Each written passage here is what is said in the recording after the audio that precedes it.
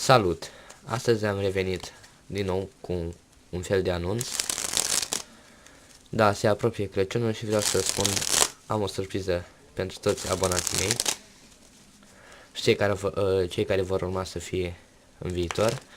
Vreau să anunț că dacă voi atinge pragul de 100 de abonați, voi da fiecărui abonat de-al meu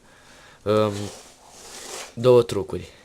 Nu sunt două trucuri care le știe oricine. Unul dintre ele va fi Earbuds by Adam Wheeler. Fiecare truc va avea performanță de scriere.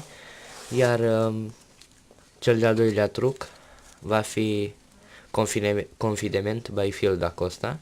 Deci, cum am spus, dacă voi atinge pragul de 100 de abonați, fiecare abonat de-al meu va primi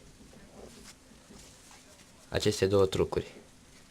Trucurile vi le voi lăsa un ID de mes în descriere, iar cum am atins 100 de abonați, sau dacă vreți să mai continui, cine mai vrea să aboneze la canalul meu, să dea subscribe și va primi și el trucurile. Deci, a fost un anunț, cum am spus, două trucuri pentru fiecare abonat. La revedere!